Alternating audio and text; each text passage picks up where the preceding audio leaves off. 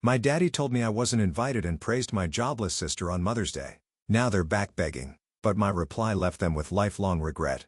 I'm a 34-year-old male and own a construction company in Phoenix, specializing in high-end backyard renovations, pools, outdoor kitchens, fire features, the works.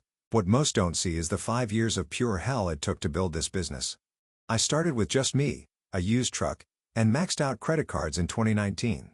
The first year I took any job that paid: deck repairs, fence installations, concrete patching. I put in 18-hour days, 7 days a week. My hands were permanently stained with concrete dust, and my back felt like it was held together with duct tape. I slept in my truck on job sites during the week to save on gas. My bedroom was the cab of a 2008 F-150 with a 173,000 miles on it and a heater that only worked half the time. Winter nights in Arizona aren't as mild as people think when you're sleeping in a metal box. I lost my apartment after a client stiffed me on a $12,000 patio job. The guy claimed the stonework wasn't exactly like the picture, even though the contract specifically said natural stone varies in color. I learned an expensive lesson about payment schedules and deposits. A lawyer wanted $5,000 just to start the process, which I didn't have. In year 2, I landed a small pool installation for a retired couple. Before that, my portfolio was just phone pics of decks and patios. They took a chance because their grandson played on the same high school football team I did years back. Family connections will only get you a chance. You still have to deliver. They referred me to their neighbor, who referred me to their son. Networking plus 101. I hired my first employee, Miguel, who's still with me today. I found him working as a day laborer outside Home Depot. The guy had more talent than half the contractors I'd met. He just needed papers and a chance. I paid for his certification courses myself. Best investment I ever made. Year 3 supply chain chaos nearly killed us. Lumber tripled in price overnight. I had to explain to clients why their quotes suddenly jumped 40%. We lost half our projects. I started hunting materials like it was a competitive sport, driving to suppliers at 4:30 a.m. to be first in line, calling in favors from guys I'd helped out, trading materials with other contractors to make sure neither of us went under. One week, I drove 1,200 miles between Arizona, Nevada, and New Mexico, hunting down specialty tiles a client insisted on. I slept maybe 20 hours that entire week. The client never knew to them it was just on schedule. Year 4 was a turning point. A local news anchor hired us for a small job, then posted about it. Our Instagram following tripled in a week. We started focusing exclusively on high-end projects. I turned down a $50,000 renovation to focus on a $120,000 build that would get us noticed. It was a risky move, but playing it safe wouldn't get me out of that truck.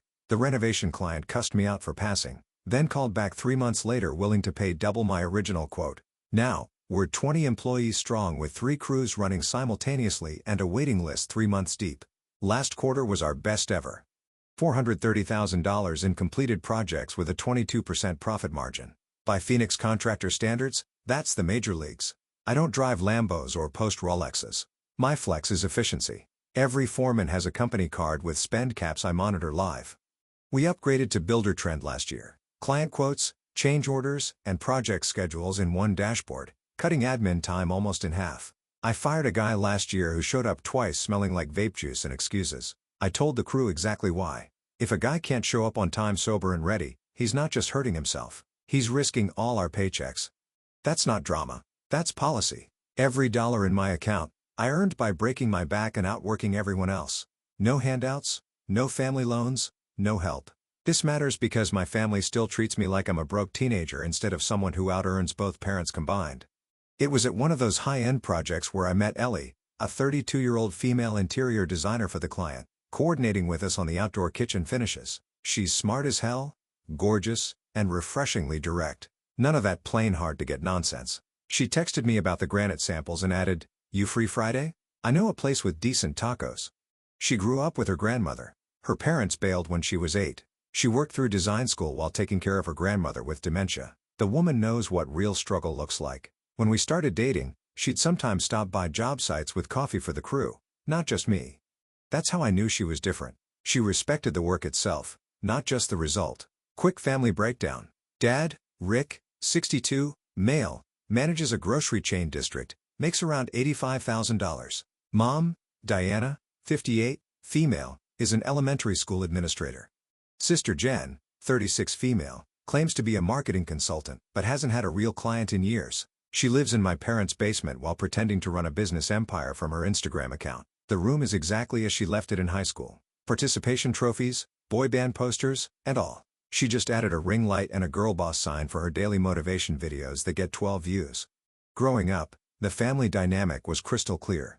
Jen could do no wrong, and I could do no right. When she dropped out of college senior year to find herself in Europe, they called it brave self-discovery. When I worked construction during summers to pay for business school, they called it settling for manual labor. Dad would walk through our job sites, pointing out mistakes that were actually just unfinished work. He still does it. Last year, he visited the $300,000 lake house project we were building, and told the homeowner within earshot that the slope looked off on that deck. It wasn't. We were in the middle of laser leveling the supports. The homeowner got nervous until I showed him the plans and equipment. Mom wasn't much better. When I made the dean's list 3 semesters straight in business school, she said, "If only you applied yourself like this in high school." I was working 30 hours a week during college. In high school, I was working 15 hours and playing sports. Jen's been a nightmare since day one. 3 years ago at Thanksgiving, she announced she was going plant-based, literally as Mom put the turkey on the table. She made a show of eating only side dishes while making gagging noises whenever someone cut into the meat. This is the same Jen who I'd seen demolish a bacon cheeseburger the week before. When I said, "Funny how your plant-based diet includes those leather boots you bought last week," she threw cranberry sauce at me. I just wiped it off and kept eating. While everyone pretended not to notice another time at my cousin's wedding, she cornered me to explain how my business was destroying the environment because concrete production creates carbon emissions. This from someone who takes 40-minute showers and leaves every light on in the house. I asked how she enjoyed driving her SUV to the salon for her weekly blowout. She didn't speak to me for 2 months, most peaceful 2 months of my life. The hypocrisy is what gets me. She preaches about sustainability while buying fast fashion every week. Talks about income inequality, but hasn't worked a real job in years. Posts about hustle culture while sleeping until noon daily. Ellie met my family for the first time last Christmas. Jen showed up with this skinny dude wearing a turtleneck who she introduced as her business partner. They spent the entire dinner talking about their revolutionary wellness platform that would disrupt the mindfulness space. This app supposedly combined meditation, cryptocurrency, and social media. The startup equivalent of throwing random buzzwords in a blender. When I asked basic questions like revenue model or user acquisition costs, she got defensive and said, "Not everything is about money." I just smirked and said, "Hard to make a difference from Mom's basement." Dad nearly choked on his water after dinner. Jen cornered Ellie in the kitchen while I was grabbing drinks. I walked in to hear Jen saying something about how Brody's little construction phase won't last and how Ellie should have a backup plan for when it all falls apart. Ellie just smiled and said, "Actually, I've seen his books. Maybe you should ask him for investment advice instead of whatever that turtleneck guy is selling you." Jen stormed off and Ellie just winked at me. That's my girl. I've always hated family gatherings, but skipping them results in weeks of texts about how I'm too important for family now. So I show up, keep my head down and count the minutes until I can leave. A week before Mother's Day, I called Dad to ask about plans. His tone was weirdly casual. "We're just doing a small thing this year. Your mom wants to keep it low-key." I figured that meant the usual lunch at their place, flowers, nothing special. Before hanging up, he added, "Actually, don't bother coming this time. No need for gifts either. Focus on your business." The drive from Phoenix is a pain in the ass. For a second, I felt something like relief. Maybe they finally understood I was building something legitimate. But 17 years of family dynamics had taught me to be suspicious.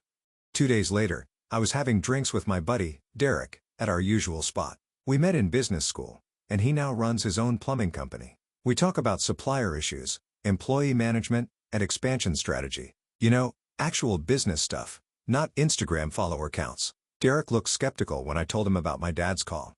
"That sounds like a trap. If you don't show, you're the one who skipped Mother's Day. If you do show, they'll act like you're imposing." Ellie, who joined us after finishing with a client, agreed. "Your sister's been posting all week about some big Mother's Day surprise. Something's definitely up." Ellie follows Jen on social media purely for intelligence gathering. Says it's like keeping tabs on a particularly unstable weather system. Derek's words stuck with me. I needed a gift that would be impossible to dismiss. Then I remembered a conversation from years ago. Mom had mentioned wanting to go to Skyrock, this fancy wellness retreat in Sedona, saying it was her dream getaway but too expensive. Dad had laughed it off. Maybe when we win the lottery. The next morning at the office, I looked up Skyrock Sedona. They had a rejuvenation weekend package. 3 days, 2 nights, spa treatments, guided meditation, hiking, all meals included. $3,800 for 2 people. 5 years ago, that amount would have been my entire emergency fund. These days, I could write the check without blinking.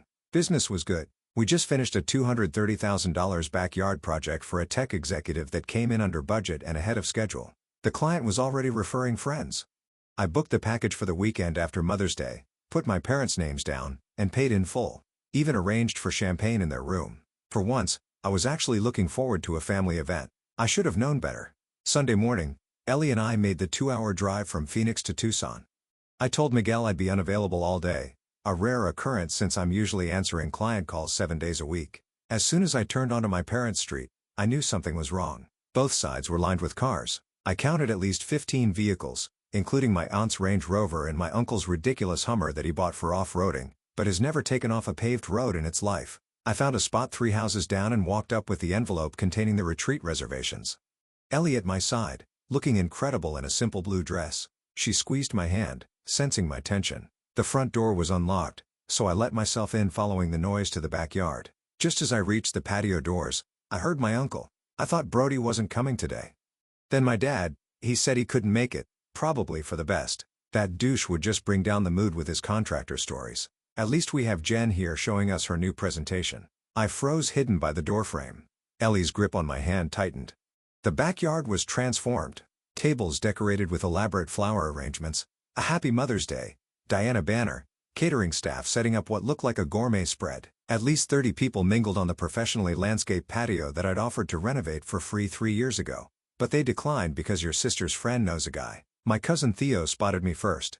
Holy Brody is here. Welcome, bro. Every head turned. My dad quickly recovered with a dismissive just joking around son before turning away to talk to my uncle like I wasn't even there. As I stepped into the backyard, the whispers started immediately. Comments about showing up empty-handed, still driving the same truck, how Jen just got a big investor for her app. I caught phrases like must not be doing as well as he claims and still has dirt under his fingernails. That last one was accurate. I'd been helping a crew with some stonework the day before because one guy called in sick. Owner still gets his hands dirty when needed. Imagine that. I spotted Jen holding court near the bar, wearing oversized designer sunglasses and gesturing to a group of relatives. When she saw me, she smirked and whispered something to our cousin who giggled. Then her eyes landed on Ellie and rolled instantly. I made my way toward Mom at the main table. She frowned and asked, "Why didn't you call about coming?" Then she looked at my hands. "You didn't even bring anything for your mother? Wow. Real classy." Then she turned to Ellie with a fake smile. "And you brought your girlfriend. How nice. Did you know this is a family event?" Ellie just smiled back. "I'm his fiancé actually. We got engaged last month." She held up her left hand showing the ring I'd proposed with after landing our biggest contract to date. I guess our announcement got lost in the mail just like our invitation. I started to reach for the envelope in my pocket but stopped myself. The setup was clear. This wasn't a last-minute gathering. This was a planned event I was deliberately excluded from. Just then, Jen's business partner, Daniel, approached wearing another ridiculous turtleneck despite the 85-degree heat. He looked like a Silicon Valley stereotype playing dress-up complete with those minimalist sneakers that cost $400 but look like hospital shoes. He made a condescending comment about my construction work, asking if I'd thought about getting into tech since that's where the real money is. This from a guy who hasn't shipped a working product yet. I casually mentioned we just finished a project for the CFO of the company that rejected their app investment last month. "Nice guy, Brad. Mentioned something about your pitch deck having unrealistic projections." Small world. Daniel's smug expression vanished, while Jen's eyes narrowed. I spotted an empty chair near my cousin, Theo, and headed for it. Ellie by my side. Theo has always been good with me. He's a firefighter. Hates BS as much as I do. Just as I was about to sit, Jen appeared again telling me that was Daniel's seat and I could grab a folding chair from the garage. She pointedly looked at Ellie and added, "And I'm not sure where your +1 is supposed to sit." We didn't plan for extras. Theo stood up immediately. "I'll help you," he said, following me inside. As we walked to the garage, he whispered, "What the hell, man? Dad said this was supposed to be small." Then, 2 days ago, Aunt Diana called saying it's this whole catered thing. Every time I asked who was coming, she would change the subject. Now I know why. "Apparently, I didn't make the cut," I said, grabbing 2 metal folding chairs. We returned to the yard setting up at the edge of the patio. Theo placed his chair next to mine instead of returning to his table. A small gesture that meant more than he probably realized. At noon, Dad clinked his glass for attention, announced it was time to celebrate our wonderful Diana, and invited everyone to enjoy lunch from the caterer. After the obligatory song and photos, people lined up at the catering table. I was about to join when Dad loudly announced, "Brody, We didn't include you in the head count for the caterer. Just grab a drink or something." The entire backyard went silent. I stared at my dad trying to process what he just said. "What? Are you kidding me right now?" The words came out spontaneously. "Language, Brody," he said. "And no, I'm not kidding. We paid $35 per person for this food, and you weren't on the list." I looked around, some embarrassed faces, others clearly enjoying the show, and most suddenly very interested in their drinks. Then Mom stood up straightening her blouse. "Brody, we told you not to come today. You chose to ignore that. We can't just magically make food appear." Theo spoke up. "Mrs. D, Brody can share my plate. I won't eat much anyway." Dad waved his hand dismissively. "Nah. He showed up uninvited. He can wait until everyone else has eaten." "If there's anything left," I said. "Since when do I need an invitation to see my mother on Mother's Day? You want me to wait until everyone's done like I'm some stray dog?" Ellie chimed in. "So just to be clear, you're telling your own son he can't eat at your family gathering because you didn't budget for him?" Jen jumped in attacking. "Nobody asked for your opinion. You don't even belong here, so keep your mouth shut." I pointed at her. "Watch your freaking mouth. You don't get to talk to her like that." "Neither does Brody apparently," Ellie shot back. She turned to me. "Babe, we can grab lunch on the way home. This isn't worth it." That was it. Something inside me just snapped. Not in a rage way, but in a crystal clear way. Like when you've been staring at a complex blueprint and suddenly see the solution. "Just so you all know, I actually did bring something." I pulled out the envelope from my pocket and handed it to Theo. "Will you open it for me, bro?" He looked confused and carefully opened the envelope. His eyes widened as he read the reservation confirmation. At my request, he read it out loud. "Skyrock Wellness Retreat, Sedona. Premium Rejuvenation Package for 3 days, 2 nights in a mountain view suite. All meals, spa treatments, and activities included. Guests, Rick and Diana. Total value, $3,800 paid in full." "Holy Brody," he said. Everyone fell silent. Several relatives started checking their phones confirming the price. Aunt Candace was now scrolling through the Skyrock website, eyes widening at the photos. You could have heard a pin drop. Mom's mouth literally fell open. Then they tried to backpedal. "Brody, we didn't know," Mom finally said. "Clearly," I replied evenly. "Look, we were just joking around," Dad said. "You know how family is. Sit down. Have some food." I stayed standing. "That package includes couples massage, guided meditation, hikes, and a private dinner on the terrace overlooking the mountains. Everything Mom mentioned wanting to do someday when you had the money." Daniel tried to interject. "Diana, sometimes the universe works in mysterious ways. Perhaps this retreat could be shut up, Daniel," several people said simultaneously. I turned back to Theo. "Those reservations are in my parents' names, but they can be transferred. I'd like you and Sarah to have them." Theo looked stunned, saying this was meant for my parents. His face said $3,800 more clearly than any words could. "Not anymore," I said firmly. "My parents made it crystal clear today where I stand in this family." Dad stepped forward, face red. "You can't do that. Those are our reservations. Actually, they're my reservations. I paid for them and I can give them to whoever I want." I turned to Theo. "You and Sarah haven't had a vacation since the twins were born 3 years ago, right?" "Brody, please." Mom tried, her voice suddenly sweet. "We were just surprised to see you. You know we love you. We can all talk about this later as a family." I laughed. "Yeah, sure." I told Theo I'd call Skyrock the next day to change the names on the reservation and text him the details. "You're making a scene," Jen hissed, looking around at the stunned relatives. "No, you all made the scene," I replied. "I'm just finally walking off the set." As I headed toward the gate to leave, Ellie at my side, my cousin Tiffany, 29 female, called out that she was coming with us. Tiffany is Jen's younger sister, who moved to Colorado for a developer job. When I told her she didn't have to leave, she insisted, saying what they did was completely messed up and she'd been watching this nonsense for years. "Someone finally said it," she muttered, grabbing her jacket. "I've been biting my tongue since 2015. Theo joined us, returning the envelope and saying to keep it safe until tomorrow. He was already texting Sarah about unexpected plans. To my surprise, my Uncle Joe, Dad's younger brother, who moved to Alaska years ago and became the family's black sheep, was leaning against my truck. He'd flown down for the special day thinking things might have changed after 10 years. One look at the situation told him they hadn't. "Some things never change," he said, clapping my shoulder. I was about to make my exit too. "Mind if I join?" The 5 of us ended up at a nearby sports bar, ordering massive amounts of food and swapping family war stories. Uncle Joe had built a successful fishing charter business in Alaska after cutting contact with the family. Tiffany was killing it as a software developer, and Theo, while happy as a firefighter, was dealing with his own family drama. Between bites of a burger that tasted 10 times better than any catered food could have, Uncle Joe explained that my parents had always cared more about appearances than reality. They'd rather have a prestigious daughter who's actually broke than a successful son in a blue-collar business. Your dad wanted to be an architect, but couldn't hack the math, he said. So he manages grocery stores, but pretends he's an executive. Your success reminds him of what he couldn't achieve. Then Tiffany revealed that Jen hadn't had a real client in over a year. She lived in their basement making fake business calls all day, sometimes talking to herself with no one on the other end. She drove for DoorDash 3 nights a week, but told everyone she was networking with executives. Last month, she asked me to pretend to be a Silicon Valley investor on a Zoom call, Tiffany said. Wanted me to speak with a British accent for some reason. I refused, so she got mad and blocked me for a week. That explained why my success bothered them so much. Their golden child was failing while I was thriving, but they couldn't admit it. Easier to keep pretending even when the evidence was right in front of them. Ellie mentioned Jen had DM'd her last month, asking if we needed a brand ambassador because of her excellent social media presence. This was barely a week after she went on IG Live ranting about capitalism exploiting creatives. Ellie didn't respond. Her last post had 8 likes, including one from an NFT bot offering investment synergy. Ellie showed me the message and I laughed. You don't hire the person who lit your truck on fire just because you're low on gas. She didn't respond. Guess she couldn't find the right filter for that. I nearly choked on my water. Jen, who had been criticizing my business for years, secretly wanted to work for me. The irony was too perfect.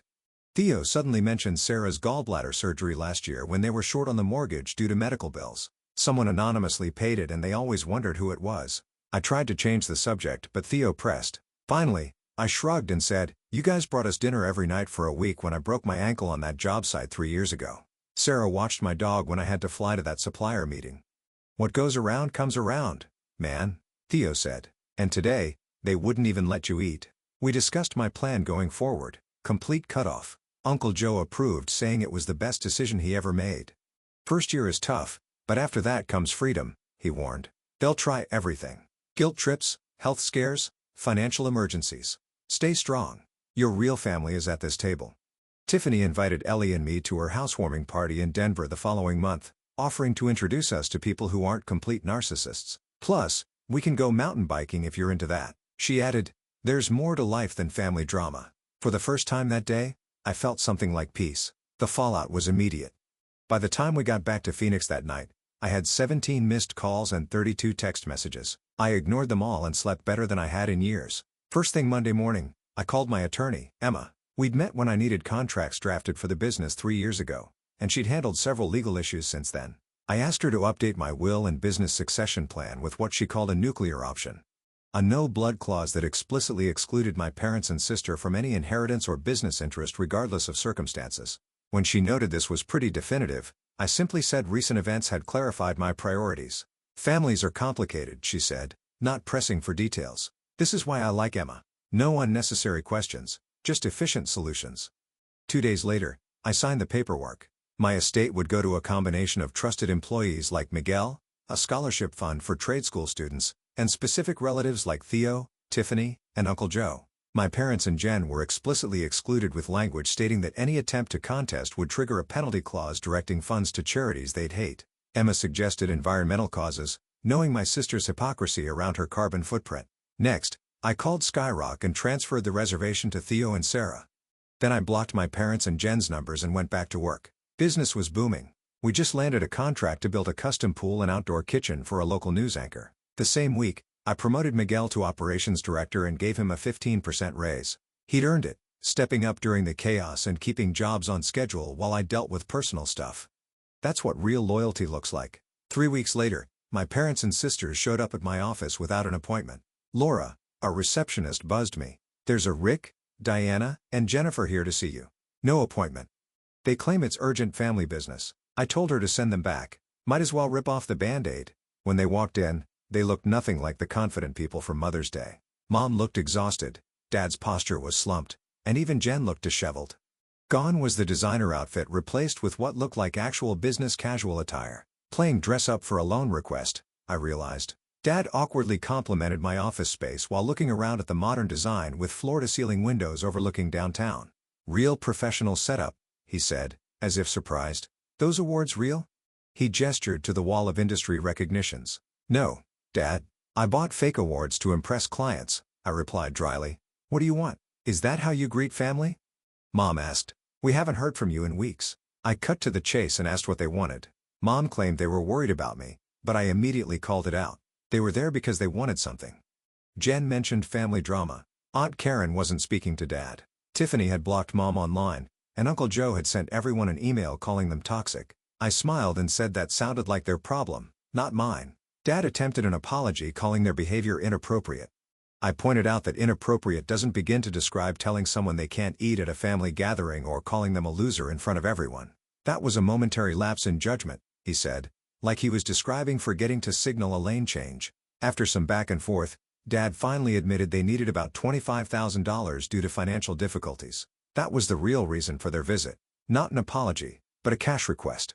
The pieces clicked into place immediately. When I asked what the money was for, they hesitated before Dad admitted it was for Jen's wellness app. They had invested their savings as seed money, and the developer needed another $25,000 to finish the platform. I laughed and correctly guessed that the first $30,000 went to a fancy logo, professional photo shoots for Instagram, and gold foil business cards instead of actual software development. Let me guess. The developer is Daniel's cousin who builds WordPress sites part-time, I asked. Jen's expression confirmed it without words. Amateurs. The lot of them. I explained that Daniel was scamming them, and they'd mortgaged their retirement to fund Jen's vanity project without asking a single critical question. I could have introduced you to legitimate developers who would have built a working prototype for $5,000 before you committed another dime, I said. But you never asked for my expertise because to you, I'm just the guy who plays with dirt for a living. Hell, for $25,000, I could have hired 2 junior devs and a UI guy off Upwork to build a working MVP with integrated analytics and a feedback loop. Instead, they blew it on logo design, gold foil cards, and paying a vegan TikTok girl to promote it. She deleted the video after 36 hours, 0 users, 0 feedback, 0 product. But, hey, at least the app had a vibe. When Mom asked if I wouldn't help them, I stated that if they had treated me with basic decency, I probably would have helped without hesitation. I'd helped employees through tough times, paid for Miguel's son's emergency surgery last year without a second thought, but they were literally the last people I would give money to. It's not about the money, I explained. I made more than your loan amount last month in profit. It's about the pattern of behavior that led us here. Mom whispered something about family and I firmly corrected her. We share DNA, but that's not the same thing as family. I stood up and mentioned that Theo and Sarah had a wonderful time at Skyrock. Showed them the photos they'd sent, including one of them raising glasses on the Mountain View terrace that should have been my parents'. Dad got angry, asking if that was it. Years of raising me and I just cut them off. You raised me to be self-sufficient, I said. Congratulations, it worked. Jen tried one more angle, claiming she had a job offer in Chicago and needed $3,000 for an apartment security deposit. I simply congratulated her and suggested she call a bank for a loan. Banks require income verification, she muttered. So do I replied. Mom made one last plea saying they knew they messed up and wanted a chance to make it right. I offered to send them the name of a financial advisor who helps people restructure debt and said I'd pay for the initial consultation. That was it. Dad protested that wasn't enough, and I calmly replied, it was more than they deserved before asking them to leave. If you ever want a real relationship, one based on mutual respect rather than what I can do for you, the door remains open, I said. But it'll be on entirely new terms. After they left, Miguel checked on me. I told him I was doing better than good and asked about his house hunting progress. When he mentioned the difficult market, I offered a friends and family discount on renovation work to help make a fixer-upper more affordable. You sure you want to mix business with friendship? He asked. You're not a friend, I replied. Your family 3 months have passed. My parents occasionally try to contact me through various relatives, but I've made my position clear. Instead of the family I was born into, I've built something better. A circle of people who actually value each other. Last weekend, I flew to Denver for Tiffany's housewarming. Uncle Joe came down from Alaska. Theo and Sarah drove up from Tucson. Ellie and I finalized our wedding details while we were there. The ceremony's next month at a venue overlooking Camelback Mountain. We've already decided my parents and sister won't be invited. My company just broke ground on our biggest project to date, a complete backyard transformation for a former NFL player that will be featured in a home magazine. We're expanding to a second location next quarter, and I'm bringing in Miguel as a junior partner. He nearly broke down when I told him. Said he'd never expected to own part of a business in America when he crossed the border 10 years ago. As for my parents and Jen, I heard through Theo that Dad's wellness app investment is gone. The developer disappeared with the money. Jen's job offer mysteriously fell through. They're telling everyone I abandoned the family in their time of need. But here's the thing. For the first time in my life, I don't care what they say about me. I'm too busy building something real, which as it turns out actually matters. When the dust finally clears, Ellie and I are getting married next weekend. We're keeping it small, just the people who actually support us. Uncle Joe is officiating. Miguel is my best man. Tiffany is helping coordinate everything. And Theo and Sarah are bringing the twins. No drama, no passive-aggressive comments, no one telling me I can't eat the food at my own wedding. We even had assigned seating. Ellie's friend did the calligraphy cards. When one of Theo's cousins jokingly asked if Jen had a seat, I just smiled and said, didn't budget for extras. Uncle Joe nearly snorted his drink. The table cracked up. It felt like justice, but quiet. Just the family we chose, celebrating something genuine.